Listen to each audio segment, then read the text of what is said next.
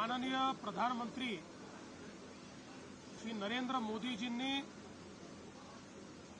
आज अमृत भारत योजनेच्या अंतर्गत 103 रेल्वे स्टेशनचं लोकार्पण केलेलं आहे। देशामध्ये मोदी सरकार आल्यानंतर रेल्वे विभागाचा कायापालट चालू झाला। वंदे भारत ट्रेन, नमो भारत ट्रेन, अमृत भारत ट्रेन या विविध ट्रेन्सनी परदेशातल्या ट्रेन्सची अनुभूती सामान्य भारतीयांना दिली आणि भारतातही अतिशय स्वच्छ आणि वेगवान ट्रेन चालू शकते हे मोदीजींनी दाखवून दिलं। 34,000 किलोमीटरच्या नवीन लाईन्स या मोदीजींनी या 11 वर्षात टाकल्या, ज्या जर्मनी या देशाच्या एकूण नेटवर्कपेक्षा जास्त एवढ्या लाईन्स केवळ 11 वर्षामध्ये भारतामध्ये मोदीजींनी टाकलेल्या आहेत। याचाच एक भाग म्हणून एकाच वेळी देशातले 1000 रेल्वे स्टेशन पुनर्विकसित करून रेल्वे स्टेशनवर आधुनिक सोयी देणं आणि मोठे रेल्वे स्टेशन एअरपोर्ट सारखे सुंदर आणि सुसज्जित बनवणं अशा प्रकारचा एक कार्यक्रम हातात घेण्यात आला होता। या अंतर्गत महाराष्ट्रातलेही 100 पेक्षा जास्त स्टेशन्स पुनर्विकसित होत आहेत। त्यातल्या 15 स्टेशनचं पुनर्विकासाचं काम पूर्ण झाल्यामुळे आज त्याचं लोकार्पण झालंय, ज्याच्यामध्ये मुंबईतले 4 परेल, चिचपोकळी, माटुंगा आणि वडाळा रोड यासोबत कोकणातलं शहाड, त्याचप्रमाणे महाराष्ट्रातील Amgaon, Chanda fort, Deolali, Dhule, Savda, Lasalgaon, Murtizapur junction, Kedgaon, Lonand junction, Netaji Subhashchandra Bose Itwari junction अशा प्रकारचे 15 महाराष्ट्रातले रेल्वे स्टेशन्स त्याचा कायापालट होऊन त्याचं आज लोकार्पण झालेलं आहे। आपल्याला कल्पना आहे, पुणे स्टेशन असो, नागपूर स्टेशन असो की छत्रपती शिवाजी महाराज टर्मिनस जे मुंबईचं सगळ्यात महत्त्वाचं स्टेशन आहे त्याचाही कायापालट चाललेला आहे।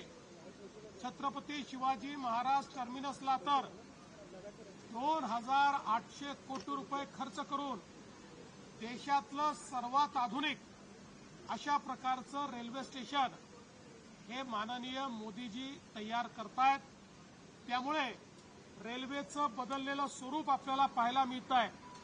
आपल्या सबर्बन रेल्वेचे स्टेशन्स त्यावर एस्केलेटर लावणं असेल, पिण्याच्या पाण्याच्या व्यवस्था असतील, स्वच्छतेच्या व्यवस्था असतील, इतक्या मोठ्या प्रमाणात इन्फ्रास्ट्रक्चरचं काम सामान्य भारतीयांकरता मोदीजींच्या माध्यमातून झालंय आणि आपली रेल्वे ही जगातल्या आधुनिकतम रेल्वेमध्ये आता सामील होते आहे। खरं म्हणजे मला असं वाटतं की याकरता देशाचे प्रधानमंत्री माननीय नरेंद्र मोदीजी यांना जेवढा धन्यवाद द्यावा तेवढं कमी आहे। मी महाराष्ट्राच्या वतीनं त्यांचे आभार मानतो आणि त्याचसोबत आज या उद्घाटन प्रसंगी देशाचा जो निर्धार मोदीजींनी व्यक्त केलेला आहे की आतंकवादाचं उत्तर मिळेल आणि ते युद्धाने मिळेल, भारत कुठल्या ॲटम बॉम्बला घाबरणार नाही, अशा धमक्यांना भीक घालणार नाही आणि तिसरं सगळ्यात महत्त्वाचं त्यांनी सांगितलं की आतंकवाद फैलवणारे आका आणि त्यांचं सरकार यांच्यात फरक होणार नाही। केवळ आतंकवाद्यांची आका नाही, सरकारवरही कारवाई होईल। भारताचा निर्धार आणि नवभारताचा निर्धार हा मोदीजींनी आज आपल्यापुढे मांडलेला आहे।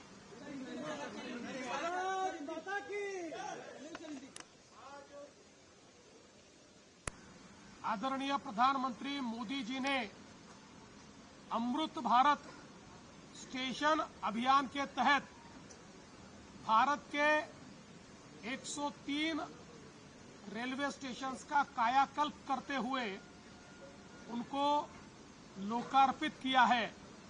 इसमें 15 स्टेशन महाराष्ट्र के भी है, विशेषतः मुंबई के परेल, चिचपोकली, माटुंगा और वडाला रोड ये स्टेशन इसमें शामिल है। इसके साथ साथ कई अन्य स्टेशंस का भी विकास हुआ है। अकेले महाराष्ट्र में मोदी जी 100 से ज्यादा स्टेशंस का विकास कर रहे हैं और विशेष रूप से हमारा मुंबई का सबसे महत्वपूर्ण स्टेशन छत्रपति शिवाजी महाराज टर्मिनस, इसका कार्य 2800 करोड़ रुपया खर्चा करके मोदी जी संपन्न कर रहे हैं। जल्दी ही इसका भी लोकार्पण होगा।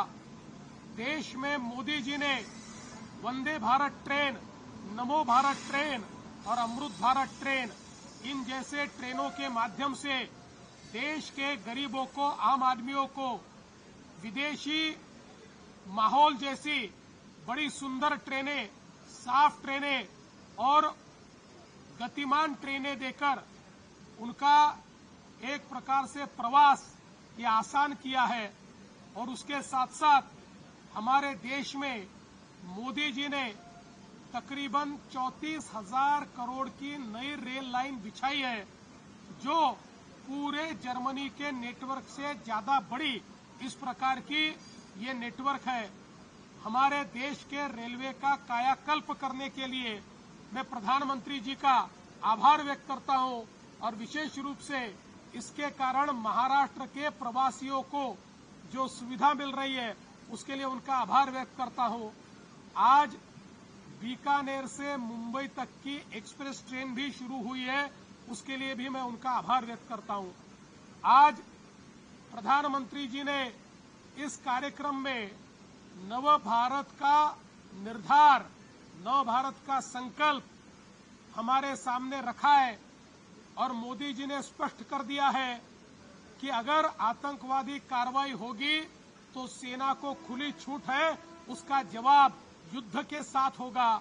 उसके साथ साथ मोदी जी ने ये भी कहा है कि जो आतंकवादी घटना करते हैं उनके आका और उनकी सरकार, इनको अलग नहीं देखा जाएगा। अगर आतंकवाद आका करेंगे तो सरकार को भी भुगतना पड़ेगा। और उसके साथ साथ मोदी जी ने एक और बात बहुत स्पष्ट रूप से कही है कि हमको एटम बम की गीदड़ भपकी मत देना, हम डरने वाले नहीं है, हम हमला करेंगे और तुमको तहस नहस करेंगे। मैं ऐसा मानता हूं ये नए भारत की हुंकार मोदी जी ने आज दी है और हम उसका स्वागत करते हैं। सर, धुळ्यातल्या शासकीय विश्रामगृहामध्ये 1,84,00,000ची रोकड सापडलेली आहे। अनेक आरोप प्रत्यारोप होतात, काय नेमकी सत्यता या प्रकरणात?